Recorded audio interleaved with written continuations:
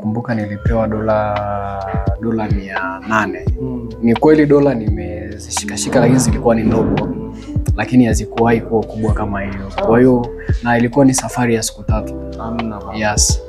Kwa ndani ya siku 3 mtu kakupa dola 800. Ndio. Ambapo ni kama milioni ngapi? Kama milioni inaenda kwenye milioni 2 na milioni 2 kasoro hiyo. Kwa kazi ya siku 3 ya. Kwenye utalii kuna hela nyingi sana.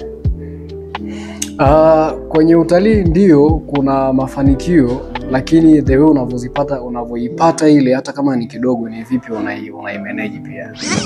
Sasa hapo umeongea kitu kizuri. Tuongelee masuala ya money management. Una matumizi, unaingiza kipato, unawezaje ukamanage vitu vyote na bado wewe mwenyewe unaweza kujilipia kodi, chakula, malazi na vitu kama hivyo. Kwa sababu vijana wengi hapo ndo wanakufeli. Mimi huwa napenda kujitolea mfano mimi mwenyewe. Mimi kwenye money management nimeweka kwenye percentage. Lazima nifanye percentage of what income.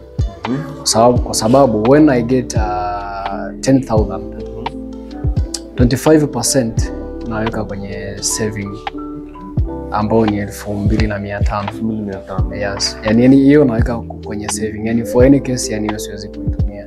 Inabaki 75%.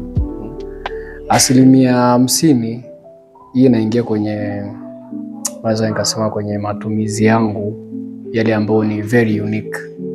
Yes, kama chakula, malazi hivyo, kodi ya nyumba, maji, umeme.